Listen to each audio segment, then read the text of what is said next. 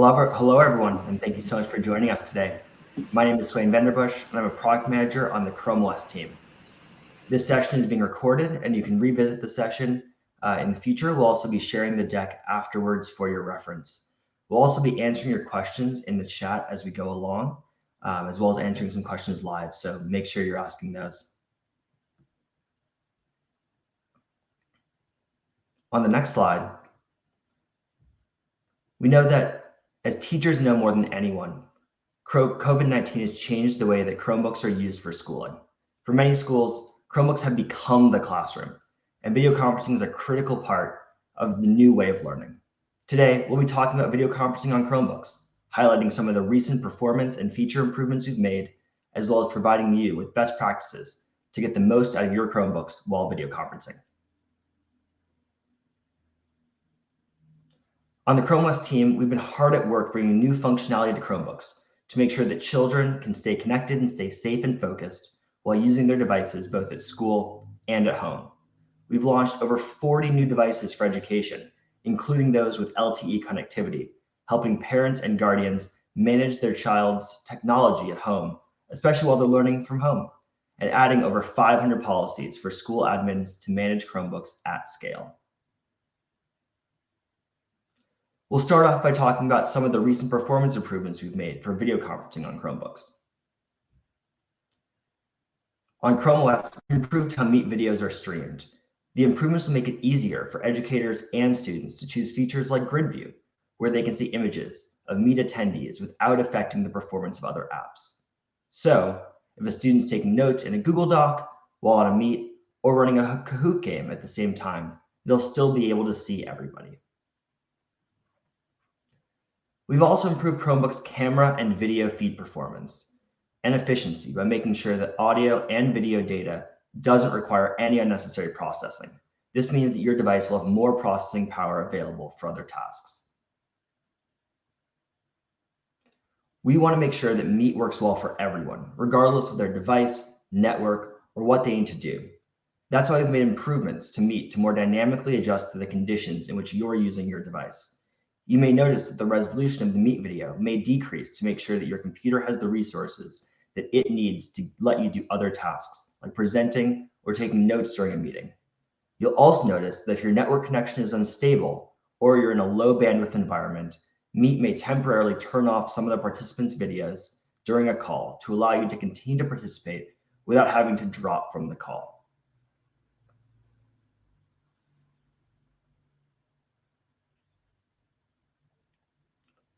And we know that schools use a variety of video conferencing solutions.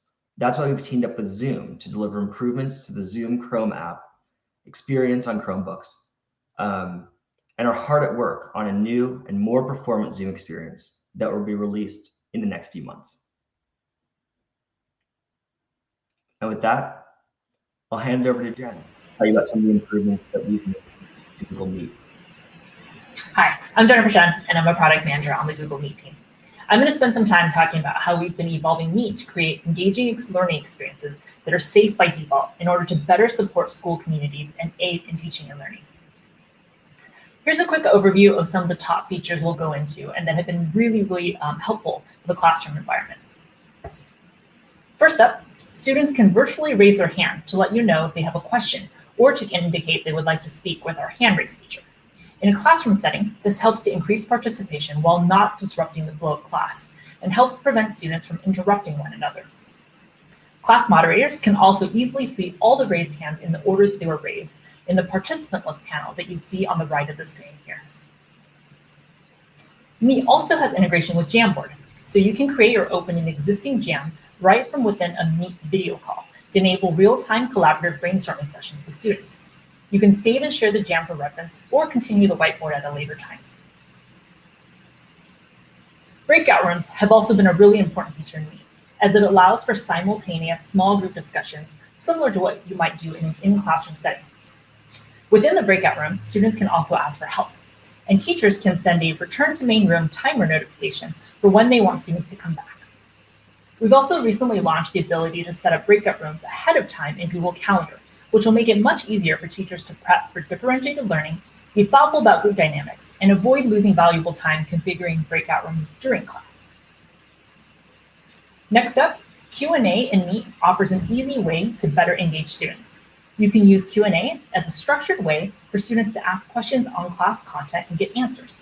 Students can submit and upvote their favorite questions without disrupting the flow of class. And when the call ends, meeting hosts will automatically receive an email containing an export of all submitted questions. Polls are another great way to get a quick pulse check of the class.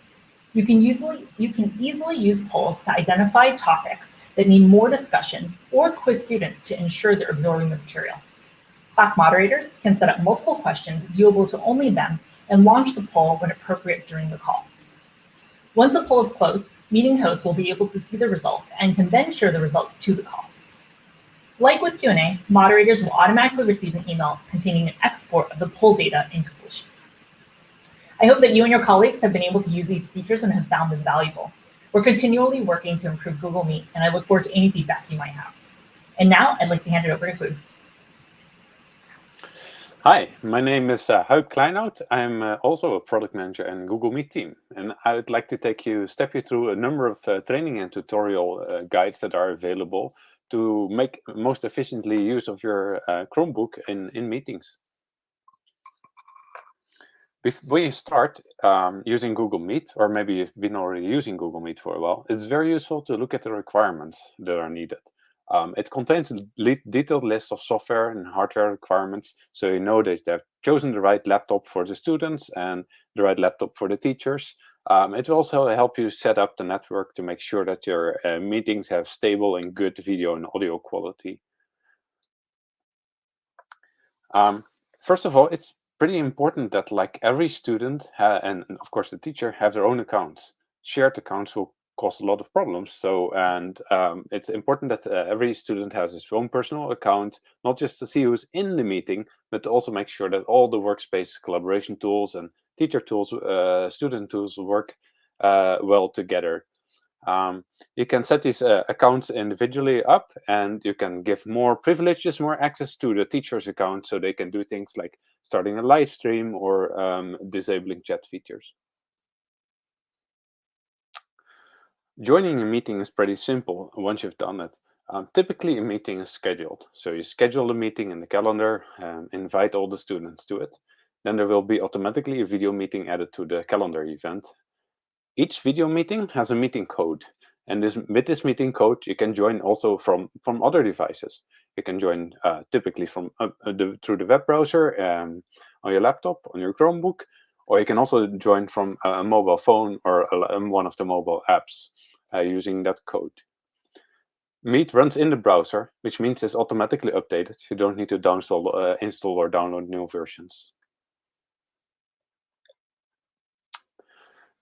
Most of us don't have the perfect internet connection. And well, as my colleague Sven mentioned earlier, Meet will automatically adapt to the conditions of the network. So if it's very busy on the internet, then the quality will degrade to make sure you can still hear and talk with each other without interruptions. But maybe you're in a circumstance where you know it's going to be busy, where the network is limited. Then through the admin settings, the teacher or the admin, they can change the bandwidth requirements of Meet. You can reduce the video quality, turn it off entirely to use only audio. If you're under the poor network conditions, you're aware of the situation, one easy tip to mitigate any potential problems, for instance, if you get audio interruptions, is to simply turn off the camera. The camera and the video feed is what uses most of the internet connection. So this will be an effective mitigation if there are any problems. Of course, we know that internet can never be perfect, and a good fallback can be to use a mobile phone or like any phone for joining the meeting through audio. There's a feature in Meet where you can make Meet call you on your phone or call into the meeting using one of the dial-in codes from Meet to just keep being present in the meeting and hearing and participating through the mobile phone while still seeing video feeds on the screen.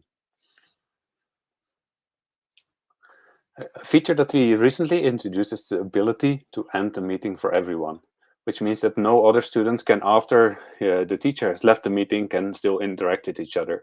So the meeting can't be joined anymore, and the meeting code is not valid anymore. This feature can be privileged to only the teacher. Also, similarly, mute all, where in a very busy classroom, and this is not only for students, we see this everywhere, it can be super useful to mute everyone in one go. There's a button for that, to do that, and to make sure that you can get the focus to the speaker again. Other very popular, we've seen many students using, is the ability to display live captions. So these captions are personal. So like only if a viewer enables those on his computer, only this viewer sees them, and they're available in multiple languages. So that's been super useful if you're in a noisy environment, or if a student have a hard of hearing problems or any other conditions. Not only the audio can get very, very busy, the chat room inside Meet can also get very crowded, and you could get a lot of, the meeting could get sidetracked by this. There's a feature to limit that.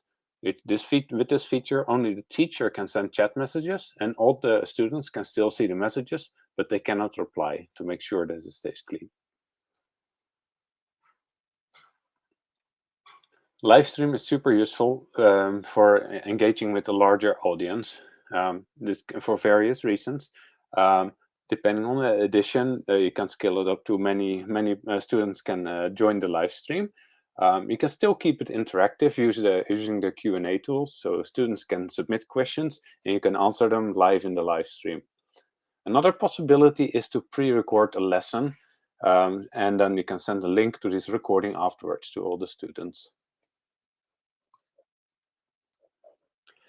Chromebooks are not only for the students, they're also for the parents. We have a great guardian guide for Chromebooks, where parents and guardians can get to know the technology, and it also introduces like useful tools such as Family Link, where guardians can see how much time their kids spend online and on the devices. Quality is, of course, super important if you're doing meetings. You want to make sure that everyone hears you well and that you can hear everyone well. There's a lot of built-in tools in Meet to track the quality and address any potential problems. There's a Meet quality tool that is available by admins and can be opened from meetings, where you can see and diagnose and solve any potential problems. You can, for instance, see if there's like audio problems are caused by network interruptions, or if there's other conditions that you can diagnose and resolve.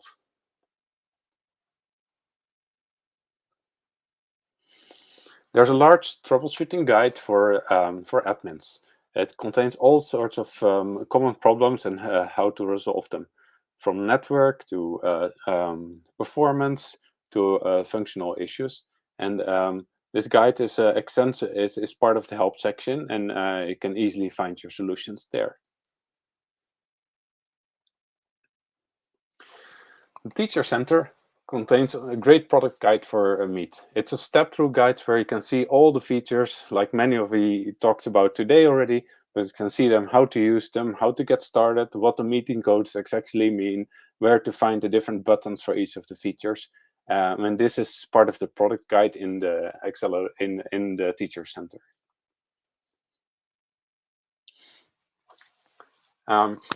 We also have a great training and guide which contains a number of videos and in the Learning Center.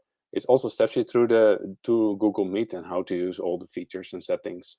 It also shows you in practice how to do some of the troubleshooting.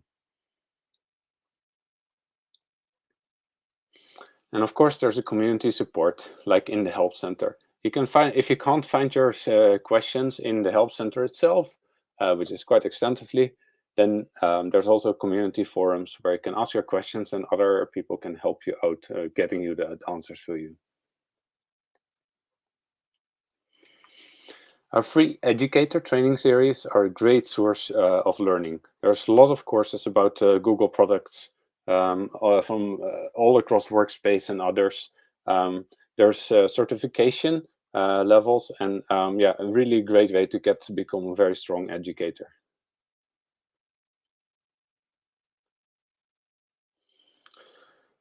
So here are these various resources. Like, check out the hardware and software requirements when getting started with Meet. One of the products guide to step you through all the features, how to use them all individually. We have a keyword blog update, keyword blog where there's great updates about everything we're continuously adding to our tools for teachers and students, and a lot of training and help guides. So that was a quick overview with all the information that's available. And with that, we would want to go to Q&A.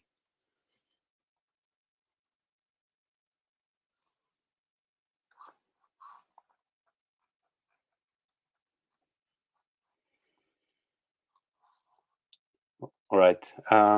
First question from Jessica. I have a teacher who only uses one screen and would like students to see all students presenting.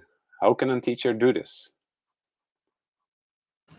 Yeah, so we know this is a big pain point and is a feature that we are working on right now. Hopefully in the next couple of months, you'll see an update here where you can see multiple students with a much better layout and the presentation at the same time.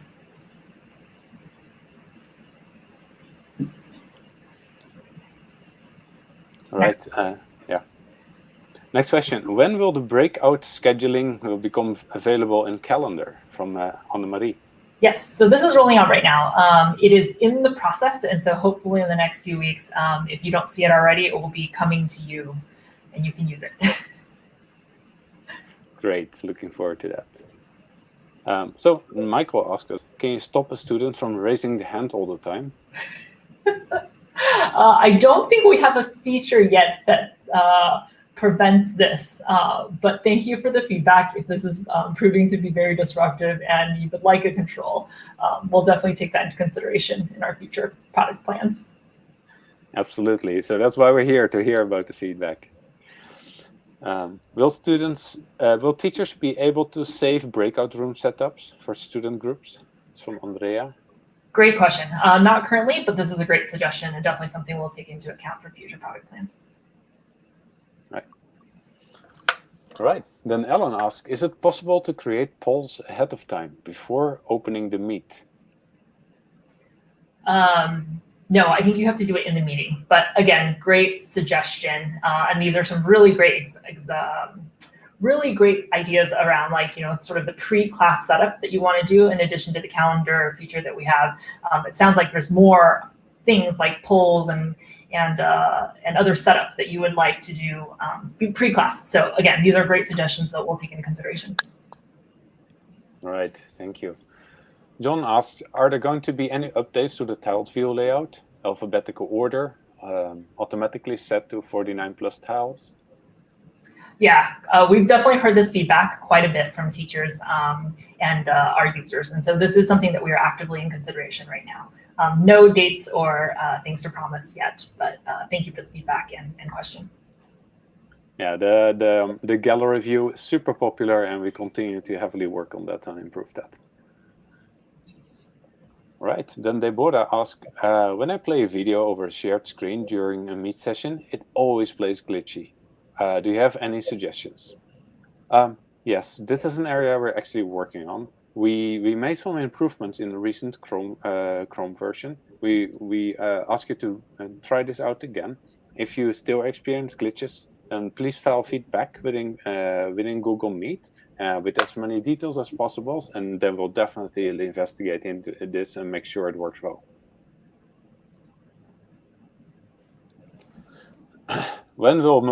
From Joe, when will multiple users be able to host controls? So we know how important it is for multiple hosts in a meeting and teachers and co-teachers to share the load of managing the class. We will be launching this in Meet later this year. Unfortunately, I don't have any more crisp timelines to promise at this time.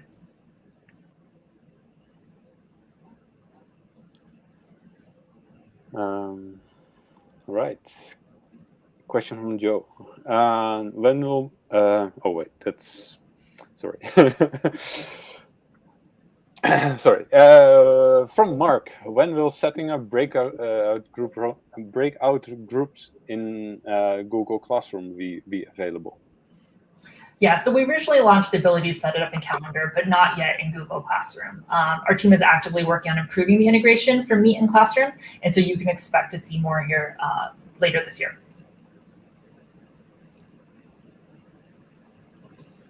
Great. From Joseph, as an admin, will we be able to see any and all active meets? Will we be able to shut down open meets in console? Yes, this is something that we're planning to launch later this year with the end meeting for all. And so in the investigation tool, the admin can actually go and take any meeting and end it for everybody that's on it.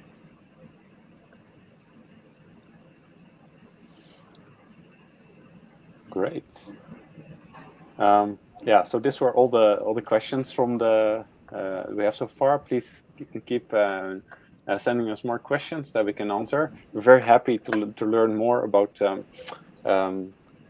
any questions there are so far.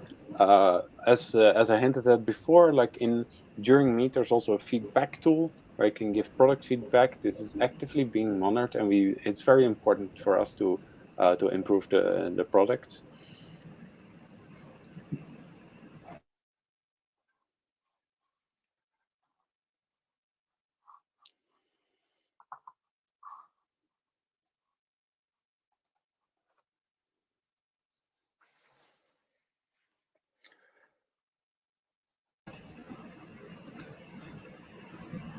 Looks like there's a question from Helen on, will admins have to end meeting for them individually, or is there a powerful button to shut them all down and clean it all up? I'm not clear if this question is about like all meetings that are currently active, or if this is about individual meetings, shutting it off for everybody in the meeting.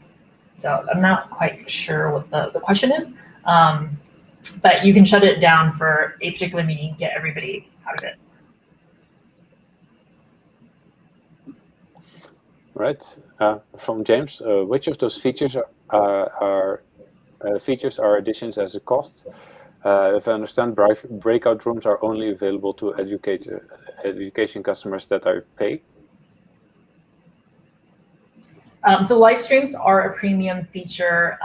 Breakout rooms, I'm going to just double check. Yeah, breakout rooms also are only for paid EDU customers. All right.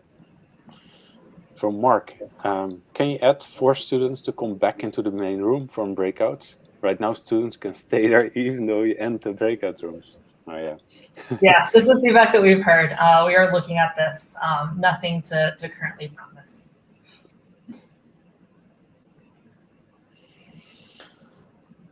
All right. From Brent, can we have attendance reports for breakout rooms? Yes, good piece of feedback, and definitely something that we have on our radar. We've definitely heard this from educators and from enterprise customers alike, and it is something we are also evaluating. Great, awesome. Thanks for the feedback so far, and keep the questions going. We're still here.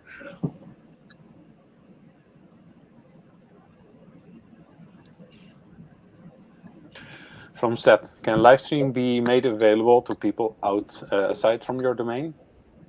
Yes, so this is a feature that we're working on. It's not currently available, but hopefully in the next couple months, you will see this rolling out.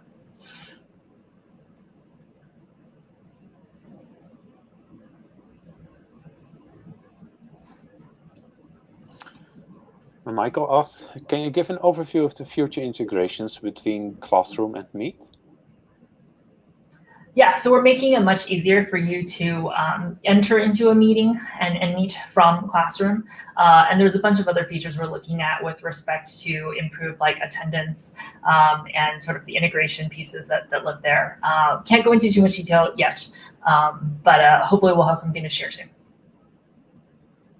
Right. Then Karen asks, is there an ability to record the breakout rooms? Not yet. Also good feedback and something that we've heard from our users that they really want this. So something we are looking at as well. All right, thank you.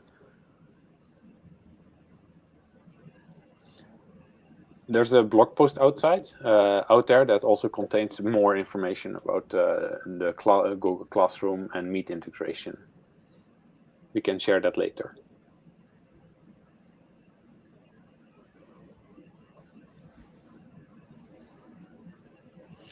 It will be posted in the chat.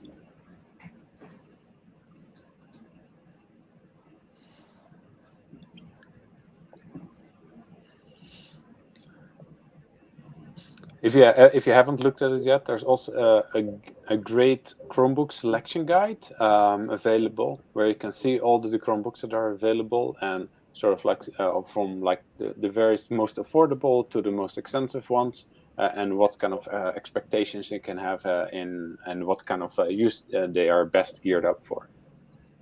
I highly recommend to check that guide. I think that's most of the questions that we saw in the chat. One more came in. One more from Greg. Please clarify. Meet created in Calendar can now be ended for all and set so that nobody can enter without permission? Yes, you can make it so that only people that are on the invite can join. If somebody does try to join, you will get a knock, but you can also always like reject those people. Great. I think that wraps up our session. We'd really like to thank you for joining us today. We hope we provide a great update of all the recent developments in Google Meet for educators. Please check out the material that will be sent out afterwards, and all the many links to all the useful guides and features that are available right now. And yeah, thank you so much.